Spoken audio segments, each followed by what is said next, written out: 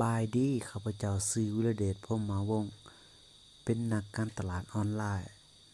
และเป็นที่ปรึกษาด้านการตลาดออนไลน์ของคนลาวเนาะและเป็นผู้ร่วมก่อตั้งหลักสูตรออนไลน์บทเรียนนี้ขึ้นมาเนาะเพื่อให้ทุกคนได้มาศึกษาได้มาเรียนรู้กันเนาะและในวิดีโอนี้ข้าพเจ้าจะมาเว้าเรื่องวิธีการเข้าเรียนเนาะสำหรับผู้ที่สนใจอยากเข้ามาเรียนรู้เกี่ยวกับการยิงโฆษณากำหนดกลุ่มเป้าหมายเนาะเกี่ยวกับ Facebook นี้จะพาไปเบิ่งว่าตัวอย่างในการลงทะเบียนแล้วจะได้เรียนในกลุ่ม Facebook แบบใดเนาะข้าพเจ้าจะพาไปเบิ่งสำหรับผู้ที่ลงทะเบียนแล้วเนาะจะได้เข้าเรียนอยู่ในกลุ่ม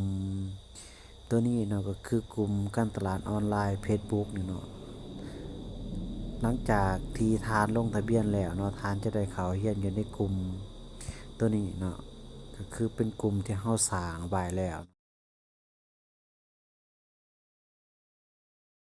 บันทึกวิดีโอการเรียนการสอนไว้ในนี้หมดแล้วเนาะ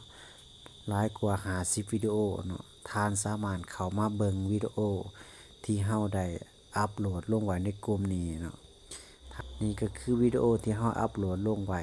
เป็นบทเรียนที่ว่าให้ทุกคนได้มาเบิ่งกันเนาะหลังจากที่ทุกคนได้เข้ามาเบิ่งวิดีโอในนี้แล้ว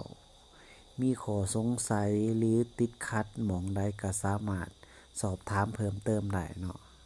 ตลอดเวลาเนาะถ้าว่าผู้ใดบ่เข้าใจก็สามารถโทรปรึกษาหรือว่าแชตถามต่างๆในกลุ่มได้เนาะเราก็จะมาตอบคำถามให้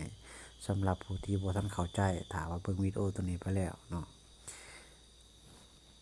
และนี่ก็คือวิธีการเรียนสำหรับคอร์สหลักสูตรออนไลน์